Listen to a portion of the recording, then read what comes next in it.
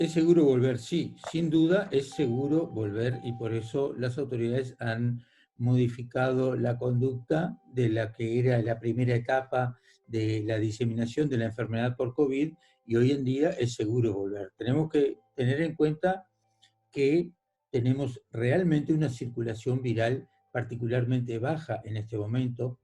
Ha habido días de ningún caso nuevo, otros días de un caso en los 500, 600 o 700 estudios que se hacen por día de pacientes, de personas con sospecha de tener la enfermedad.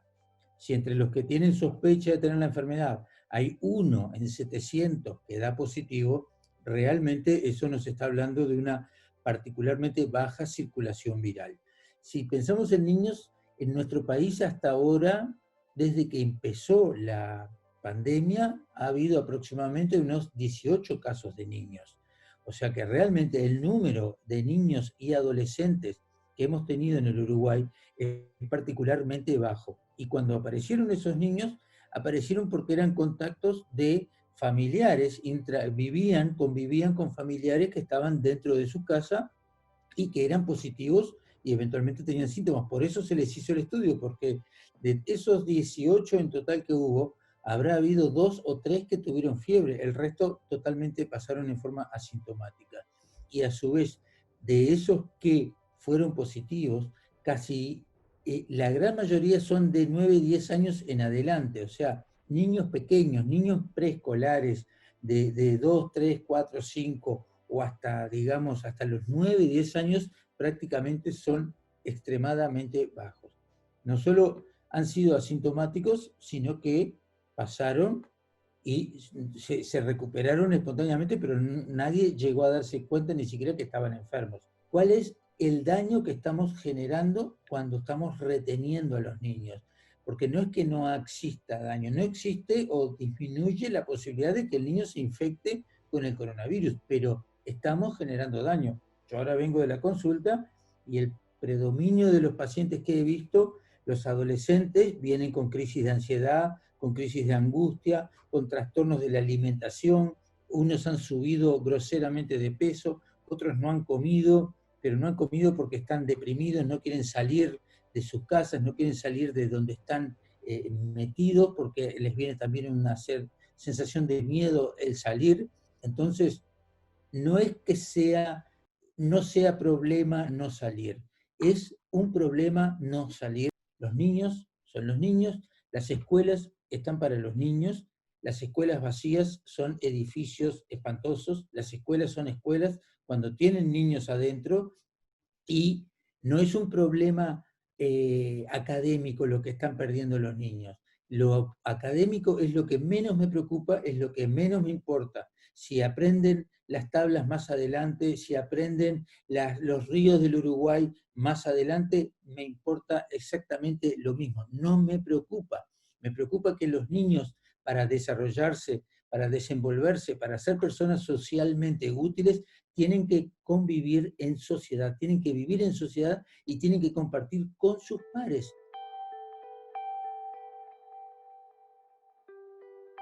La necesidad del tapaboca es fundamentalmente cuando no se puede tener, estamos hablando de niños, estamos hablando de niños o adolescentes que se infectan poco, que transmiten poco. Se están tomando una serie de otras medidas, como es el distanciamiento físico, el lavado y correcta higiene de manos. Es importante el tapaboca esencialmente en los momentos de aglomeración para ir o para salir de la escuela. Esencialmente a la entrada, si van en un transporte, en el transporte, a la entrada cuando se juntan los niños con los padres, ese tipo. A mí me preocupa siempre más la transmisión del virus entre los padres y los maestros, no entre los niños y los maestros o los maestros a los niños. Me preocupa más que todo entre padres, entre adultos, porque allí es donde es quizás más difícil de controlar. Entonces, para el momento que ingresan en el colegio o en la escuela y para el momento que salen de la escuela, ahí es bueno que estén usando, porque ahí se aglomeran, no se puede mantener la distancia, si bien es un lapso corto, pero bueno, es mejor que lo tengan y nos sentimos todos más tranquilos. Los niños en sí mismos, cuando están en la clase y la maestra ya los dejó más o menos ordenadamente todos quietos y sentados, no me parecería mal que les permita no estar, porque 4 horas con el tapaboca para niños pequeños siempre es un problema. Para niños menores de 5 años diría que va a ser siempre un problema porque no soportan ni 10 minutos el tapaboca. Después de los 6, 7 años, de repente pueden estar a la entrada, pueden estar a la salida, pero cuando están todos sentados en el salón de clase se ha logrado una buena higiene de manos, se ha logrado un distanciamiento físico entre los niños, están todos quietos, más o menos quietos, ahí se puede dejarlos sin ningún problema, sin el tapaboca, y la maestra usará el tapaboca mientras empieza, entran, salen, o cuando se acerca personalmente muy directamente a un niño, pero cuando logra mantener una distancia, es posible y es aceptable que pueda sacarse para transmitir la gestualidad. Estamos refiriéndonos predominantemente para niños pequeños. Cuando pasamos a niños más grandes de la escuela o incluso adolescentes, ya pueden manejarse mejor con el tapaboca, tanto los docentes como los niños y adolescentes, niños grandes y adolescentes. Pero también estar 4 horas para los niños grandes o para los adolescentes puede ser un poco cansador. Los niños que tienen asma, por ejemplo, no está bueno que estén todas las 4 horas con el tapaboca. Si un niño está, porque es medio alérgica, con rinitis, porque hay muchos niños en esta época con alergias que no necesariamente quiere ser una infección respiratoria, puede estar un poco de rinitis o nariz tapada, como se dice, no es bueno que esté con un tapaboca porque realmente va a estar muy incómodo. Y no es bueno porque tampoco es bueno estar respirando el mismo aire que se exhala, estar inhalándolo permanentemente. Entonces, volvemos a lo mismo. En los momentos que se juntan, que no se puede mantener el distanciamiento físico, se colocan, para un recreo se lo colocan, cuando entran, cuando salen del colegio, de la escuela, se lo colocan, pero cuando están todos en sus salones y se han tomado las medidas adecuadas en cuanto a distanciamiento físico, al lavado de manos, en plena clase se los pueden sacar, respirar tranquilos, pueden hablar tranquilos, no va a haber ningún problema.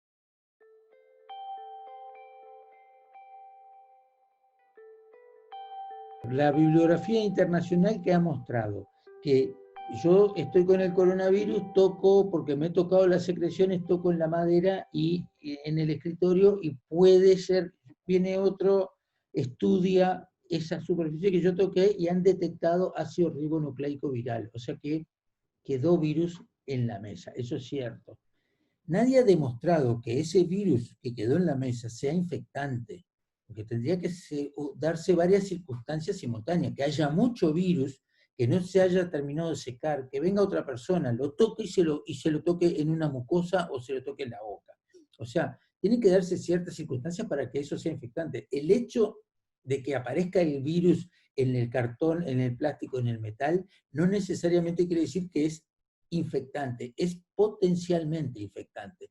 Entonces, por precauciones, se está usando el alcohol en spray o el alcohol en gel en las manos, o se pasan los alcoholes en los escritorios, etcétera, y con eso se elimina. En cuanto a los niños y en las escuelas, los artículos de deporte, de juego, por ejemplo, se va a intentar de que no compartan un juego y que todos toquen ese juego. Se va a tratar de que sea más bien individual ese tipo de actividades y evitar, por lo menos por ahora, el estar tocando cosas en común.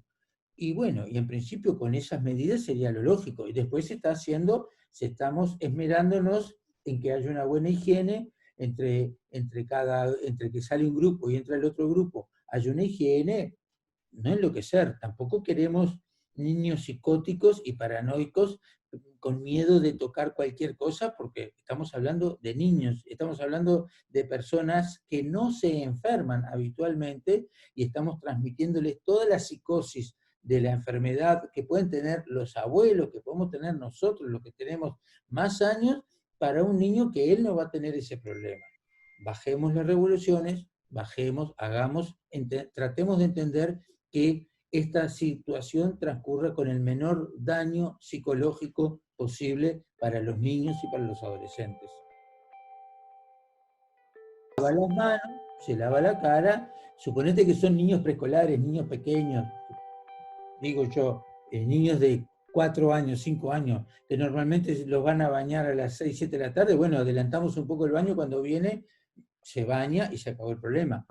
Si es un adolescente, un grande, los niños escolares que vienen con túnica, se sacan la túnica, queda colgada, se lavan las manos, se lavan la cara y arriba. Y los adolescentes, bueno, como adolescentes, no les vas a explicar, no les vas a decir que se bañe, porque vuelvo a decir, tampoco lo vamos a enloquecer y a psicotizar como que venís de una área completamente contaminada y esto es horrible. No, no, bajemos la pelota al piso, se lavan las manos, se lavan la cara eventualmente, alcohol gel, y bueno, y si hay en casa conviven con alguna persona que tenga factores de riesgo o con algún abuelo, tratar de no estar a los besos, pueden saludarlo, pero tampoco estar todo el día arriba del abuelo, respirándole arriba, nada más.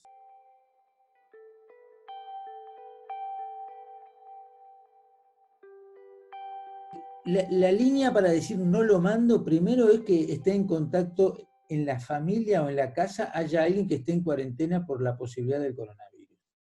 Si una persona, el tío con el que viven, estuvo en contacto con alguien en su trabajo y ahora está en cuarentena, no puede ir a trabajar, bueno, en esa casa los niños no pueden ir a la escuela porque si tienen un contacto en su casa con el coronavirus, hasta que no se descarte, no pueden ir. Si está con fiebre y tos, un cuadro de aspecto viral, fiebre y tos, no debe ir. A partir de 37,5 en adelante. Si está con fiebre y tos, si está con fiebre, tampoco debería ir a la escuela. Si está con algunos moquitos, alguna rinitis que se confunde muchas veces con lo alérgico, va a ser muy difícil que no vaya a la escuela si el niño está bien.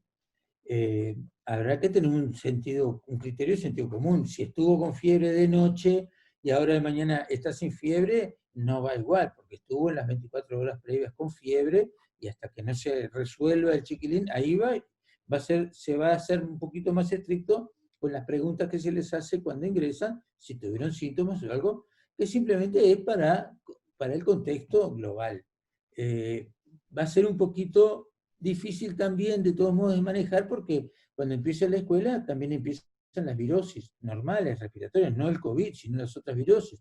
Y bueno, pero también es mejor que no vayan con las otras virosis. Entonces, bueno, ahí habrá que tener un poquito de sentido común y vuelvo a decir, los síntomas importantes son fiebre y tos y eventualmente un contacto intradomiciliario con alguien que se sospeche que pueda tener coronavirus.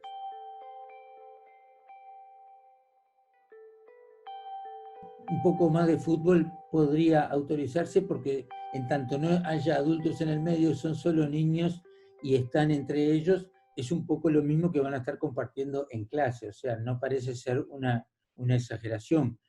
Grupos a casas, eventualmente, pero tratamos por ahora de que no haya grandes aglomeraciones, que no sean 14 chiquilines, si van 2 chiquilines a otra clase y son 3, bueno, está bien, está aceptable. No juntar un cumpleaños y juntar 25 niños todos juntos, porque si después el tío del nene del cumpleaños aparece con el coronavirus, se va a armar un desparramo que va a ser una locura. O sea, evitamos todavía las grandes aglomeraciones, pero los gurises que se juntan 2 o 3, hasta 4 chiquilines, bueno, no parece una locura. Y insisto, siempre me preocupan más los padres cuando están en contacto entre ellos que los niños con los padres.